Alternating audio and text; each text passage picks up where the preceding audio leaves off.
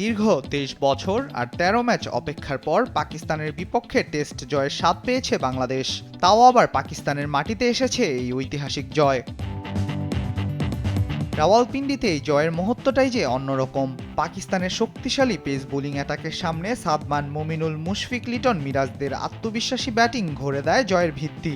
আর batting সহায়ক উইকেটে মিরাজ, সাকিবের বোলিং ঐতিহাসিক জয়কে দিয়েছে পূর্ণতা। বাংলাদেশ দলের পারফরম্যান্স প্রকাশ পেয়েছে ড্রেসিং রুমের পরিবেশটা কতটা শৃঙ্খলিত ছিল।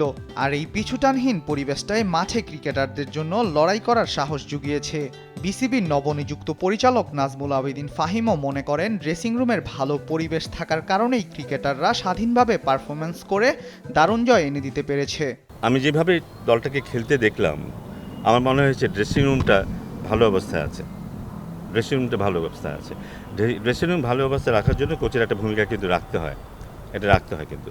সো এই কৃতিত্বটা হয়তো ওকে দিতে হবে ডেফিনেটলি। বাট একটা কোচকে মূল্যায়ন করতে হবে তার লম্বা সময়ের যে কাজ, সেই কাজের উপর ভিত্তি করে মূল্যায়ন করতে হবে। বাট এই টেস্ট ম্যাচে যখন দলটা জিতেছে এবং জেতার মধ্যে যেই ডমিনেশনটা আমরা দেখেছি, জেতার মধ্যে যেই ডিকটেট করার স্ট্রেংথ আমরা দেখেছি, সেখানে সবারই ভূমিকা আছে কিন্তু। এখানে সিলেকশন কমিটির চেয়ারম্যান ওখানে ছিলেন, ক্যাপ্টেন বলি বা কোচ বলি, সিনিয়র প্লেয়ার্স বা অল প্লেয়ার্স, সবারই ভূমিকা আছে কিন্তু। সো একটা ভালো win, credit goes to everybody. তবে মাঠের পারফরম্যান্সের দিক দিয়ে টাইগারদের ড্রেসিং রুমের পরিবেশটায় আত্মবিশ্বাস জুগিয়েছে ওপেনার সাদমান ইসলাম। তিনি মনে করেন, সাদমানের ব্যাটিংটা পরবর্তী ব্যাটারদের আত্মবিশ্বাস দিয়েছে। বাংলাদেশকে মনে হচ্ছিল যেন খুব ডিটারমাইন্ড একটা দল।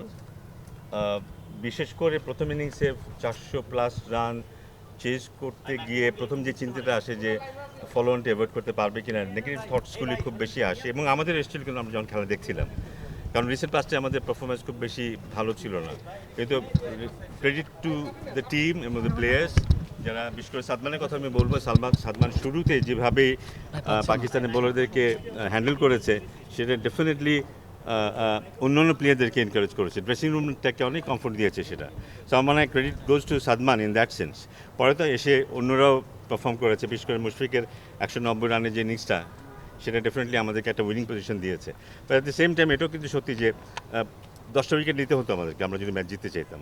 সেই 10টা উইকেট নেওয়ার মতো শক্তি আমাদের ছিল কি না, অনেক সময় এই জায়গায় এসে কিন্তু আমরা জিততে পারিনি এবং হেরেও গেছি, এমনও আছে কিন্তু। So credit goes to the players, বোলারদেরকে ক্রেডিট দিতে হবে, কারণ পেস বলার, স্পিনার সবাই কিন্তু কন্ট্রিবিউট করেছে কোথাও না কোথাও। So it's a team effort, যেটার কারণে আমরা কিন্তু জিতেছি। প্রতিপক্ষের কৌশল আর উইকেট বিবেচনায় দ্বিতীয় টেস্টে বাংলাদেশের একাদশের পরিবর্তনের ইঙ্গিত দিয়েছেন বিসিবির পরিচালক। আল মাহমুদ ফাহিম, স্পোর্টস ডেস্ক, দেশ টিভি।